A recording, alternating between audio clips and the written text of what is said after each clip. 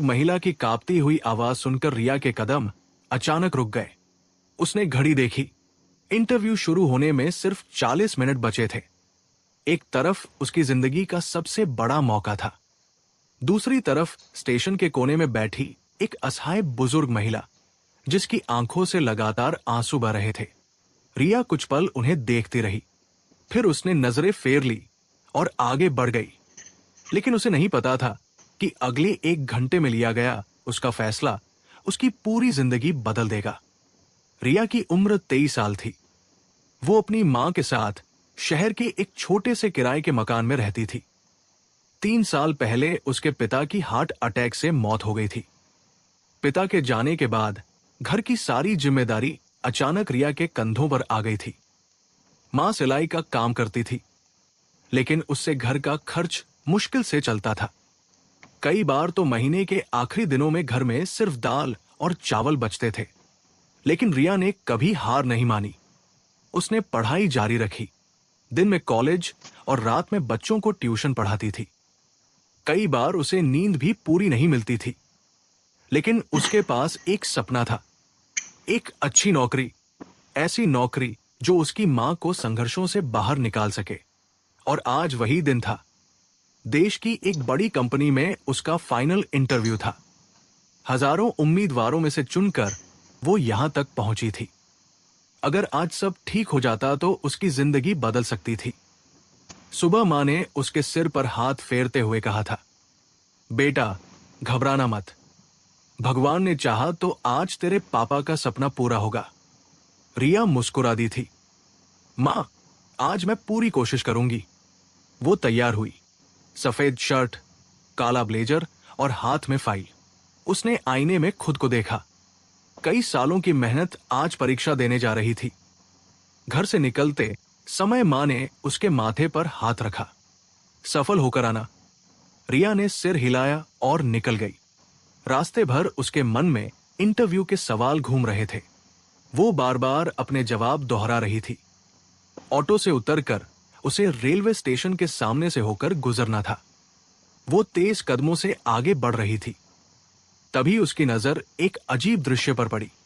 Station के बाहर एक बुजुर्ग महिला जमीन पर बैठी रो रही थी। उनकी उम्र लगभग 70 साल होगी। सफेद साड़ी, कांपते हाथ, चेहरे पर डर साफ दिखाई दे रहा था।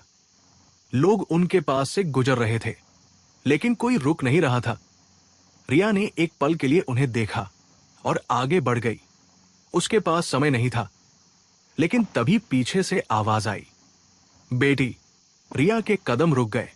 उसने मुड़कर देखा। महिला उसी की तरफ देख रही थी।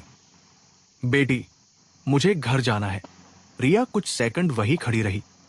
फिर उसने घड़ी देखी। इंटरव्यू में सिर्फ 5 मिनट बचे थे। उसने मन ही मन खुद से कहा, नहीं, मैं नहीं रुक सकती। और वो आगे बढ़ गई। लेकिन 5 कदम चलने के बाद अचानक उसके कानों में अपने पिता की आवाज गूंज गई, बेटा, जिंदगी में कभी किसी जरूरतमंद को अकेला मत छोड़ना। रिया रुक गई। उसका दिल बेचैन हो उठा। वो कुछ क्षण वही खड़ी रही, फिर गहरी सांस लेकर वापस मुड़ गई। महिला के पास पहुंचकर उसने पूछा, क्या हुआ आंटी? महिला की आंखों में उम्मीद चमक उठी। बेटी, मैं अपने बेटे से मिलने आई थी। भीड़ में उससे बिछड़ गई। फोन है आपके पास? महिला ने सिर हिलाया। नहीं। बेटे का नंबर याद है? महिला कुछ देर सोचती रही, फिर बोली, नहीं, याद नहीं। रिया का दिल बैठ गया। स्थिति उम्मीद से ज्यादा मुश्किल थी। उसने आसपास खड़े लोगों से पूछा, किसी ने इनकी मदद नहीं की? एक युवक बोला, हमको क्या पता मैडम, सुबह से यही बैठी है। रिया हैरान रह गई। इतने सारे लोग और किसी ने मदद तक नहीं की। उसने फिर पूछा, आपको घर का पता याद है? महिला ने सिर झुका लिया। बस इतना याद है कि मेरे बेटे का नाम अमन है। रिया के चेहरे पर चिंता बढ़ गई। इतने बड़े शहर में सिर्फ नाम के सहारे किसी को ढूंढना लगभग असंभव था। उसने घड़ी देखी। अब सिर्फ 30 मिनट बचे थे। उसके मन में तूफान चल रहा था। अगर वो अभी निकल जाए तो शायद इंटरव्यू समय पर पहुंच सकती थी। लेकिन इस महिला का क्या होगा? वो फिर अकेली रह जाएंगी। रिया ने आंखें बंद की। उसे अपनी मां का चेहरा याद आया। अगर कभी उसकी मां ऐसी स्थिति में होती तो क्या वह चाहती कि लोग उन्हें यूं ही छोड़ दें? उसका दिल जवाब दे चुका था। उसने धीरे से कहा, आंटी, घबराइए मत, मैं आपकी मदद करूं। आंखों में आंसू आ गए। भगवान तेरा भला करे बेटी। रिया ने मोबाइल निकाला। सबसे पहले उसने रेलवे हेल्पलाइन पर फोन किया, फिर स्टेशन मास्टर के कार्यालय की तरफ बढ़ी। लेकिन उसे अंदाजा नहीं था कि यह काम इतना आसान नहीं होने वाला, क्योंकि अगले कुछ मिनटों में उसे ऐसी जानकारी मिलने वाली थी जो इस पूरी कहानी को एक बिल्कुल अलग दिशा में ले जाने वाली थी।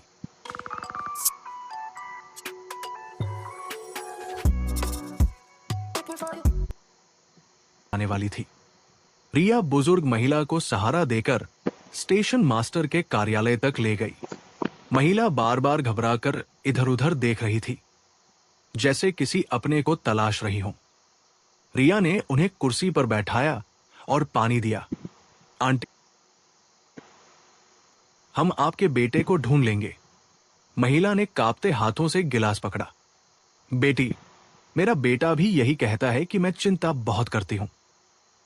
उनकी बात सुनकर रिया हल्का सा मुस्कुरा दी, लेकिन उसके मन में बेचैनी लगातार बढ़ रही थी।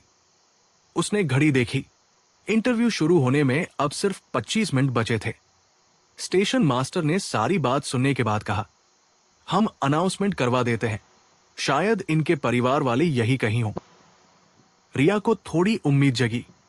कुछ मिनट बाद पूरे स्टेशन पर घोषणा होने लगी, एक बुजुर्ग महिला अपने परिवार से बिछड़ गई है, कृपया स्टेशन मास्टर कार्यालय में संपर्क करें। घोषणा एक बार हुई, फिर दूसरी बार, फिर तीसरी बार, लेकिन कोई नहीं आया। समय बीतता जा रहा था। रिया बार बार मोबाइल में समय देख रही थी। उसके मन में लगातार एक ही सवाल घूम रहा था, क्या वो बहुत बड़ी गलती कर रही है? 3 साल की मेहनत, हजारों सपने, मां की उम्मीदें, क्या सब कुछ आज खत्म हो जाएगा? तभी उसका मोबाइल बजा। स्क्रीन पर मां का नाम चमक रहा था। रिया कुछ पल फोन को देखती रही, फिर कॉल रिसीव की। हाँ मां, बेटा पहुंच गई इंटरव्यू के लिए। रिया कुछ सेकंड चुप रही, फिर बोली, नहीं मां, मैं अभी स्टेशन पर हूं। स्टेशन पर? क्यों? रिया ने पूरी बात बता दी।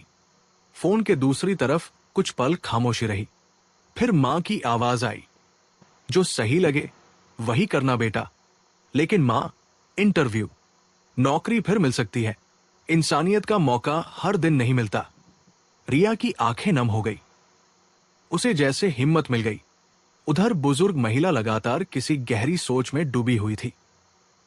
अचानक उन्होंने पूछा, बेटी, तुम्हारा नाम क्या है?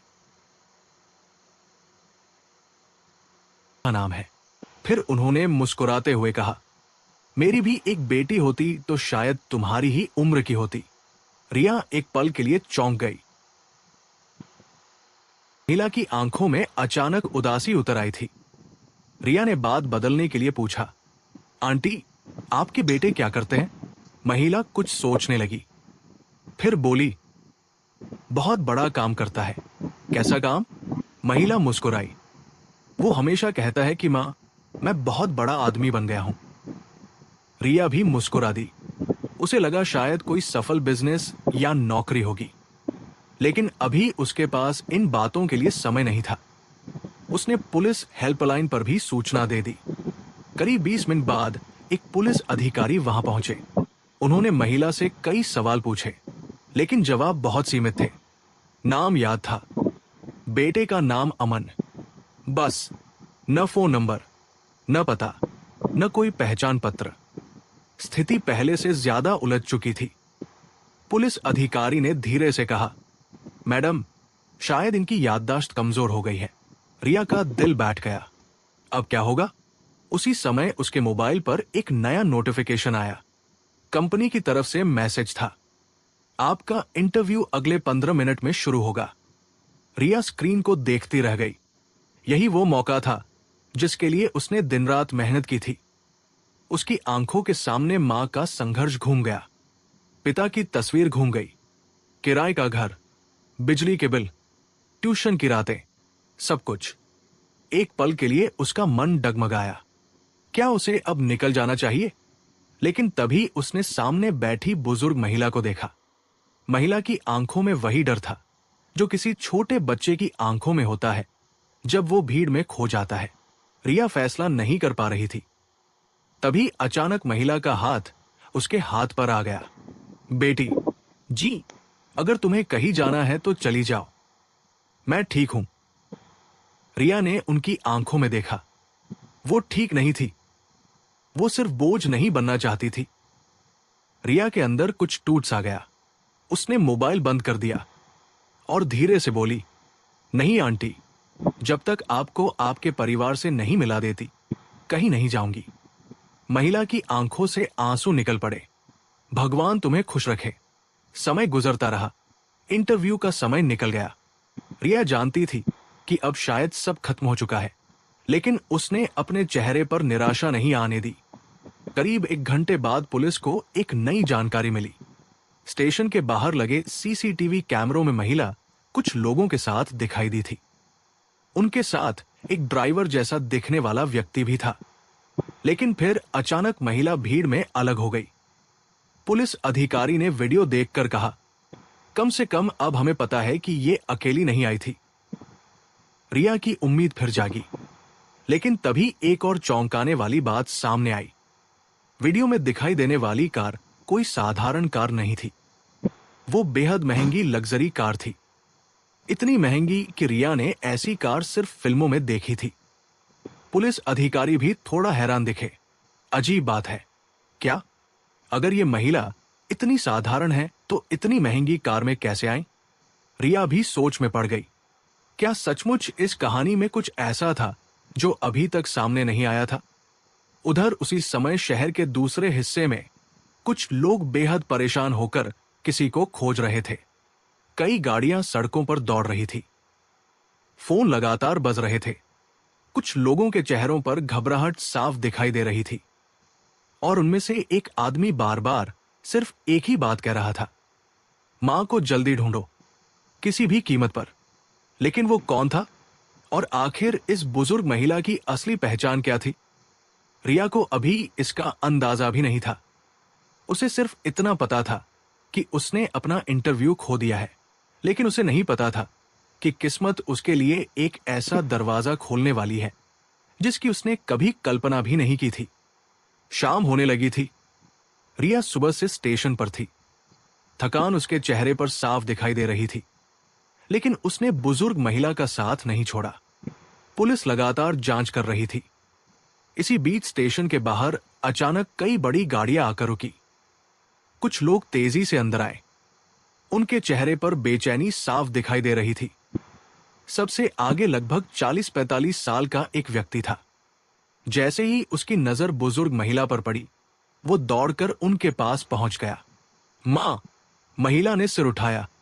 अगले ही पल उनकी आंखों में खुशी के आंसू भर आए। अमन! दोनों एक दूसरे से लिपट गए। वो दृश्य देखकर वहां मौजूद सभी लोग भावुक हो गए। अमन की आंखें भी नम थी। मां, आप ठीक है ना? हम सब कितने परेशान हो गए थे। महिला ने मुस्कुराकर रिया की तरफ इशारा किया। अगर ये बेटी नहीं मिलती तो पता नहीं मेरा क्या होता। अमन तुरंत रिया के सामने आकर खड़ा हो गया। मैम, आपका बहुत बहुत धन्यवाद। आपने मेरी मां की मदद की। रिया मुस्कुरा दी। मैंने सिर्फ अपना फर्ज निभाया है। अमन कुछ पल उसे देखता रहा, फिर बोला, लेकिन आजकल आपने मेरी मां की मदद की। रिया मुस्कुरा दी।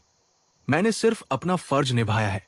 अमन कुछ पल उसे देखता रहा, फिर बोला, लेकिन आजकल हर कोई ऐसा नहीं करता।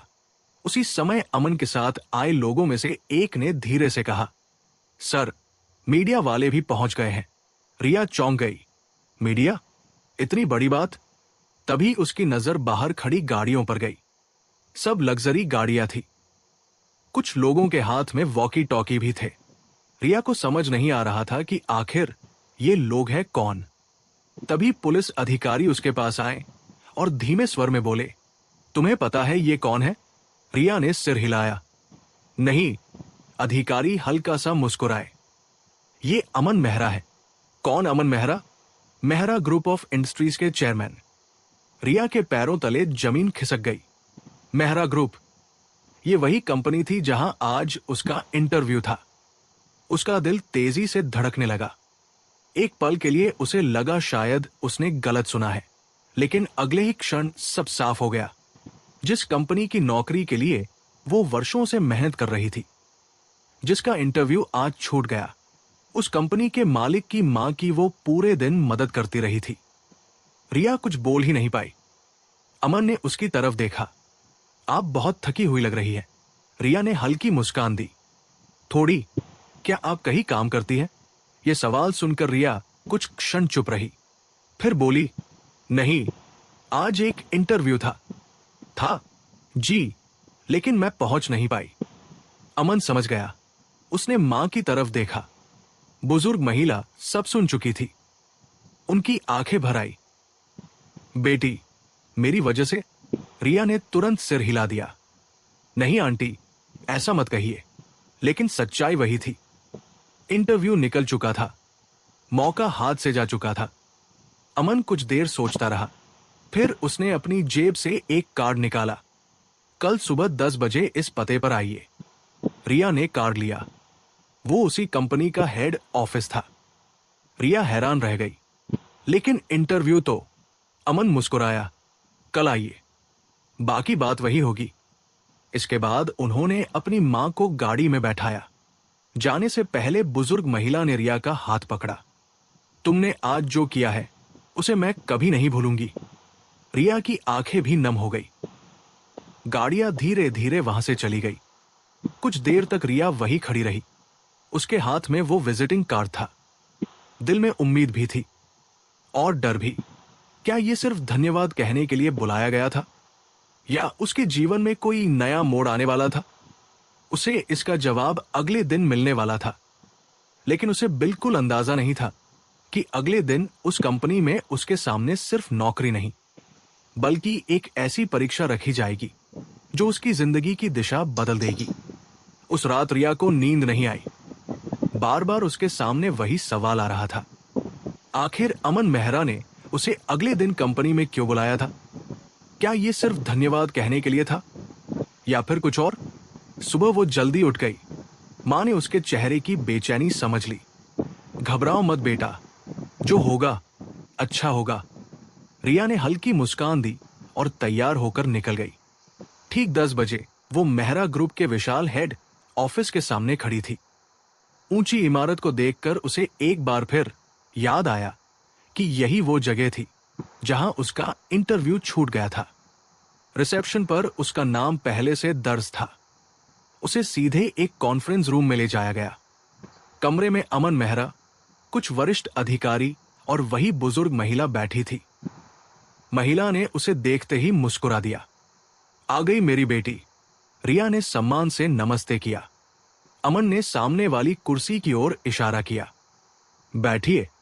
रिया बैठ गई। उसका दिल तेजी से धड़क रहा था। कुछ क्षणों की खामोशी के बाद अमन बोले, रिया, कल आपने मेरी मां की मदद की, उसके लिए मैं हमेशा आपका आभारी रहूंगा। रिया ने कहा, सर, मैंने सिर्फ इंसानियत निभाई थी। अमन मुस्कुराए। यही वजह है कि आप आज यहां हैं। फिर उन्होंने एक फाइल उसकी तरफ बढ़ाई। रिया ने फाइल खोली। उसमें उसके इंटरव्यू से संबंधित दस्तावेज थे। रिया की आंखों में उम्मीद चमकी। लेकिन अगले ही पल अमन बोले, एक बात मैं साफ कर देना चाहता हूं। रिया ने उनकी तरफ देखा। इस कंपनी में नौकरी किसी एहसान के बदले नहीं मिलती। रिया ने तुरंत सिर हिलाया। और मैं भी ऐसा नहीं चाहती सर। अमन के चेहरे पर संतोष दिखाई दिया। अच्छा है, क्योंकि आज हम आपका चयन सिर्फ आपकी योग्यता और चरित्र के आधार पर करेंगे। इसके बाद एक अलग तरह की प्रक्रिया शुरू हुई। यह सामान्य इंटरव्यू जैसा नहीं था। वरिष्ठ अधिकारियों ने उससे कई सवाल पूछे। उसकी पढ़ाई, अनुभव, सोच और निर्णय क्षमता से जुड़े सवाल। रिया ने आत्मविश्वास से जवाब दिए। फिर एक अधिकारी ने पूछा, अगर कल समय पीछे लौट जाए और आपको फिर वही स्थिति मिले, एक तरफ इंटरव्यू और दूसरी तरफ एक असहाय बुजुर्ग महिला। तो आप क्या चुनेंगी? कमरे में सन्नाटा छा गया। सबकी नजरें रिया पर थी। रिया कुछ सेकंड चुप रही, फिर बोली, मैं फिर वही करूंगी जो कल किया था। जबकि आपको पता है कि नौकरी छूट सकती है। जी। क्यों? रिया की आंखें हल्की नम हो गई। क्योंकि अगर मैं इंटरव्यू में पहुंच भी जाती, लेकिन किसी जरूरतमंद को छोड़कर, तो शायद नौकरी मिल जाती, लेकिन जिंदगी भर खुद की नजरों में छोटी हो जाती। कमरे में गहरी खामोशी छा गई। किसी ने कुछ नहीं कहा, लेकिन हर कोई उसकी बात सुन रहा था। अमन की मां की आंखों में आंसू आ गए। उन्होंने धीरे से कहा, यही बात मुझे इस लड़की में सबसे अच्छी लगी। इसके बाद इंटरव्यू समाप्त हो गया। रिया को बाहर बैठने के लिए कहा गया। अब इंतजार शुरू हुआ। 15 मिनट, 20 मिनट, 30 मिनट। हर मिनट उसे एक घंटे जैसा लग रहा था। उसके मन में तरह तरह के विचार आ रहे थे। क्या वह सफल होगी, या फिर यह भी एक सपना बनकर रह जाएगा? करीब 40 मिनट बाद दरवाजा खुला। एक कर्मचारी बाहर आया। रिया जी, अंदर आइए। रिया धीरे धीरे अंदर गई। सभी अधिकारी मुस्कुरा रहे थे, लेकिन उसे अभी भी कुछ समझ नहीं आ रहा था। तभी अमन खड़े हुए। उन्होंने एक लिफाफा उसकी ओर बढ़ाया। बधाई हो रिया। रिया ने कांपते हाथों से लिफाफा खोला। अंदर नियुक्ति पत्र था। उसकी आंखें फैल गई। कुछ क्षणों तक वो कुछ बोल ही नहीं पाई। उसकी आंखों से आंसू बहने लगे। वर्षों की मेहनत, संघर्ष, त्याग, सब कुछ जैसे एक ही पल में उसके सामने आ गया। Thank you sir. उसकी आवाज भर्रा गई। अमन मुस्कुराए। धन्यवाद हमें कहना चाहिए। फिर उन्होंने आगे कहा, कंपनियां अच्छे कर्मचारी ढूंढ लेती हैं, लेकिन अच्छे इंसान बहुत मुश्किल से मिलते हैं। रिया की आंखें फिर नम हो गई। उसी समय अमन की मां उसके पास आई। उन्होंने उसके सिर पर हाथ रखा, बिल्कुल वैसे ही जैसे उसकी अपनी मां रखा करती थी। आज से तुम सिर्फ इस कंपनी की कर्मचारी नहीं हो, हमारे परिवार का हिस्सा हो। रिया खुद को रोक नहीं पाई। वो भावुक होकर उनके गले लग गई। उस शाम जब वो घर पहुंची तो मां दरवाजे पर ही इंतजार कर रही थी। रिया ने बिना कुछ कहे नियुक्ति पत्र उनके हाथ में रख दिया। मां ने पत्र पढ़ा। अगले ही पल उनकी आंखों से आंसू बहने लगे। उन्होंने अपनी बेटी को गले लगा लिया। दोनों कुछ देर तक रोती रही, लेकिन ये संघर्ष के नहीं, खुशी के आंसू थे।